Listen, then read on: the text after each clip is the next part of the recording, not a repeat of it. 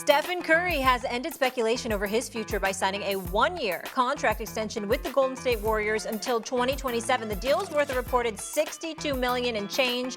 It means the four-time NBA champion will be guaranteed $178 million over the next 3 years. Curry passes $500 million plus in career earnings on the court, joining LeBron James and Kevin Durant. Because of the over 38 rule, the one-year extension is the maximum that Golden State could offer.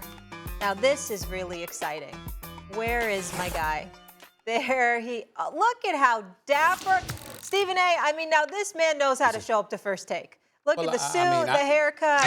He's always ready. I have to take credit. I have to. Because he was coming here with just college shirts, no tie, anything, and I had to get on him. And ever since then, he has upgraded. People have said he looked like a politician. He looks so astute, like a statesman everywhere he goes. He was representing the United States of America in Paris just as much as the athletes were, for crying out loud. Wendy was everywhere. He was everywhere. Wendy was Great everywhere. job, by the way. And Thank God, Stephen, somebody's giving Stephen A. credit. Thank God. We don't have enough Stephen A. getting credit, so thank God. Seriously, absolutely. Right. But Wendy, we'll get into it. But you look relaxed. I'm glad you got to see your family. They remembered who you were, and because we'll be ramping things up pretty soon here, right? Wendy, tell me this. What do you make of Curry's extension? What can I learn from this? Well, I actually never believed any of the hype that there was a chance that he was ever going to be anywhere but Golden State. But that did exist out there. There was some of that. So this is him just backing up what he's always said, which is he wants to be a Warrior for life. And let's just be honest, this is a vote of confidence in the direction of the Warriors. He didn't have to sign this now. In fact, he could have waited another year, and next year he would have been allowed to sign for 2 years. So him doing this now is saying, hey, I respect what we're doing as an organization, and we're going to sort of pivot and try to continue to improve here. The Warriors are not going to win a championship this year as they're currently constructed, I don't believe. I don't think many people do. But one thing that the Warriors have been doing since really last winter that, really should be paid attention to is their big game hunting.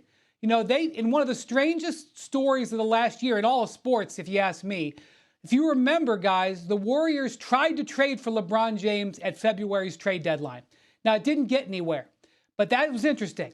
Then, over the summer, they tried to trade for Paul George. And when that didn't work out, they couldn't make a deal. They tried to trade for Lauri Markkanen. So they are absolutely big game hunting. Now, big game hunting and big game landing are two different things.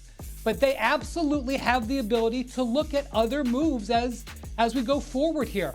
Let's see how this season plays out. And they went and they added some players. They have some young players on their roster. This is a team to watch going forward transactionally. And Steph Curry signing that contract is his belief that this organization still has good days ahead. 1 year, 2 year, it doesn't matter.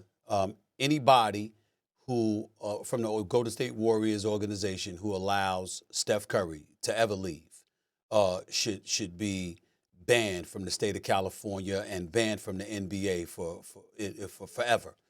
This is the greatest play in franchise history. More importantly than I don't care what anybody says. More importantly than anything else, the role model that he has been, the model citizen that he has been, while maintaining his superstar status as the greatest shooter God ever created.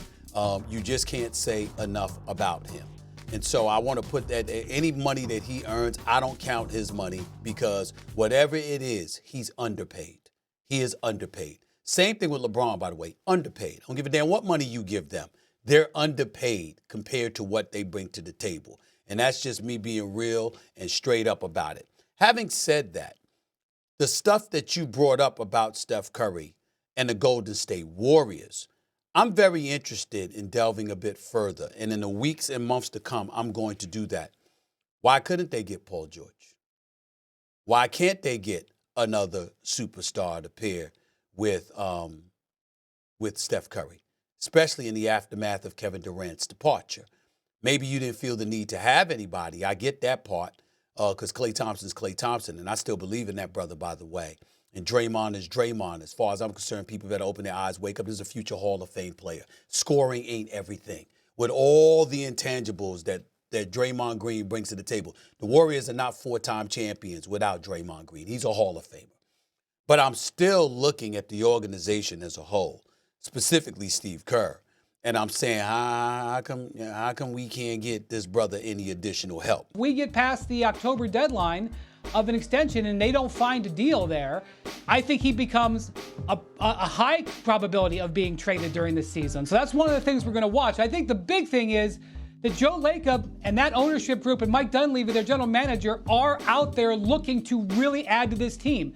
They have scaled back their spending. They've reduced their luxury tax bill by something in the neighborhood of $150 million this year. There's no doubt that their spending is down, but that doesn't mean that they won't continue to spend.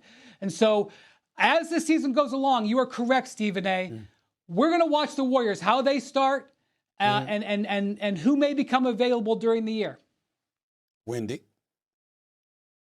this is Stephen A. Smith you're talking to right now. So I'm going to ask you again. I know that the Golden State Warriors have tried to curb back their spending with all of those money, with all of those dollars Joe Lacob spent throughout the years, over $600 million, if I remember correctly. I mean, the money that he doled out in terms of salary, luxury tax, and all of this other stuff. Guys. He owes no one an apology.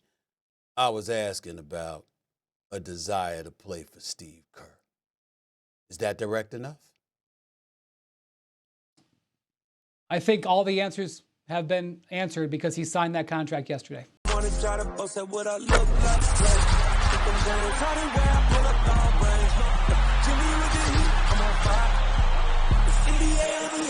fire.